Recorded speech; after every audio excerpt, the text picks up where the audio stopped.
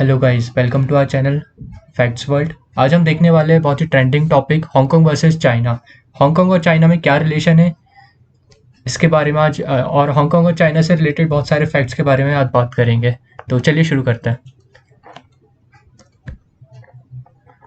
पहले देख लेते हैं इस वीडियो में हम क्या कवर करने वाले हैं।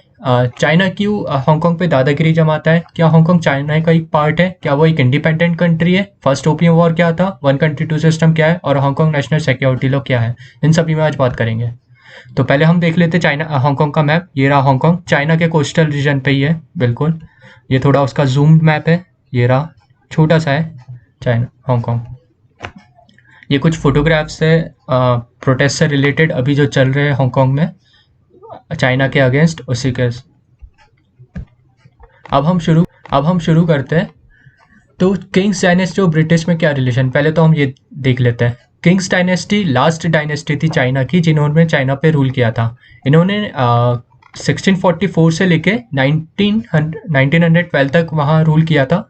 उसके बाद चाइना में प्रॉपर गवर्नमेंट बन गई थी।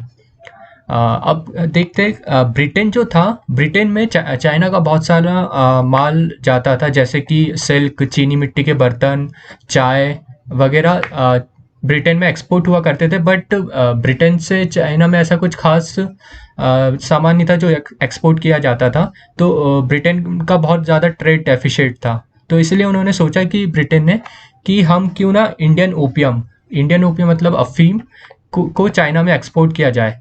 अब जैसे कि उन्होंने इसका एक्सपोर्ट शुरू किया चाइना में, तो उसकी पॉपुलैरिटी इतनी ज़्यादा बढ़ गई इंडियन ओपियम की कि एक टाइम पे चाइना की 1 करोड़ पॉपुलेशन इसके नशे के आदी हो गई थी। तो इसी को लेके वहाँ के किंग्स डायनेस्टी के किंग ने इस पे रोक लगा दी और इसको बैन कर दिया। अब इसी के साथ शुरू होती है फर्स्ट ओपियम वॉर।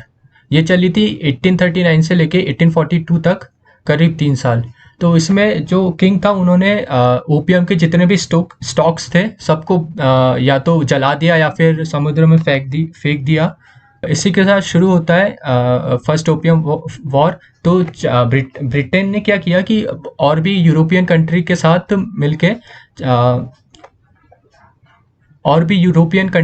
मिलके चाइना पे अटैक कर दिया और उन्हें बुरी तरीके से। रिजल्ट क्या हुआ कि चाइना हार गया और उसको एक ट्रीटी ऑफ नैनकिंग साइन करनी पड़ी, जिसमें हांगकांग का एक छोटा सा पार्ट ब्रिटेन को दे दिया गया उनके ट्रेडिंग के लिए। अब उसके बाद 1898 में ऑफिशियली एक कन्वेंशन ऑफ पैकिंग साइन की गई, जिसमें कहा गया कि 99 ईयर्स के लिए हांगकांग ब्रिटेन का ही पार्ट होगा। हम देखते हैं वन कंट्री टू सिस्टम क्या होता है। अब जैसे कि 1898 से लेके 1997 तक हांगकांग ब्रिटेन का ही पार्ट था। अब तो एक डिक्लेरेशन साइन किया गया 1984 में ब्रिटेन और चाइनीज गवर्नमेंट के साथ, जिसको कहा गया सीनू ब्रिटिश जॉइंट डिक्लेरेशन। कहा गया कि 1997 के बाद हांगकांग को एक स्पेशल एडमिनिस्ट्रेटिव रीजन दे देना चाहिए 50 सालों के लिए, जिसमें कि स्पेशल एडमिनिस्ट्रेटिव रीजन क्या होता है कि वहाँ की खुद की एक डेमोक्रेटिक गवर्नमेंट होगी, कैपिटलिस्टिक इकोनॉमी होगी, वहाँ की खुद की गवर्नमेंट होगी, करेंसी होगी, लैंग्वेज होगी। सिर्फ चाइना उनके डिफेंस, हांगकांग की डिफेंस और एक्सटर्नल अफेयर्स में दखल दे सकता है। इसके अलावा चाइना का कोई भी रूल नहीं था हांगकांग में। तो यही था स्पेशल एडमिनिस्ट्रेटिव रीजन। तो इसमें हांगकांग को हाई डिग्री ऑफ ऑटोनॉमी दे दी गई और ये by this system Hong Kong can enjoy its autonomy till 2047। तो अब हम बात करते हैं national security law for Hong Kong के बारे में।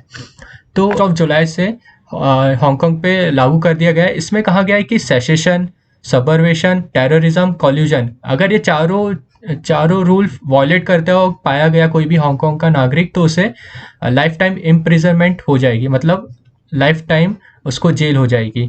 सेसेशन का मतलब होता है कि ब्रेकिंग अवे फ्रॉम कंट्री। आप कोई भी ऐसी बात नहीं कर सकते जो कि बोलता है कि हम चाइना के चाइनीज कंट्री से बिलोंग नहीं करते, हम चाइना से अलग नहीं है, ऐसी बात आप नहीं कर सकते वहाँ। आप गवर्नमेंट, सबवर्वेशन बोलता है आप गवर्नमेंट के खिलाफ नहीं जा सकते वहाँ पे। टेररिज्म बोलता है आप कोई भी वहाँ वहाँ वायलेंस नहीं कर सकते या कोई प्रोटेस्ट नहीं कर सकते, कुछ जैसे इंडिया में हो जाता है कि बस जला दी, ऐसा कोई भी काम नहीं कर सकते। और कॉल्यूजन बोलता है कि आप कोई भी फॉरेन कंट्री से रिलेशन नहीं रख सकते। तो ये चारों लॉ ही आते हैं नेशनल सिक्योरिटी लॉ के अंदर।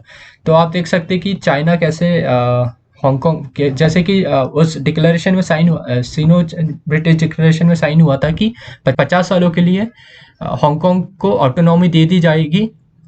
लेकिन अब चाइना उसको वॉयलेट करता हुआ देखा जा रहा है। तो पहले बात करते हैं कि क्या हांगकांग एक इंडिपेंडेंट कंट्री है? नहीं, हांगकांग इंडिपेंडेंट कंट्री नहीं है, वो चाइना का ही पार्ट है। बट उनको एक स्पेशल एडमिनिस्ट्रेटिव रीजन के तहत उनको ऑटोनॉमी दे दी गई है कि आप खुद की गवर्नमेंट फॉर्म कर सकते हो और उसे चला सकते हो।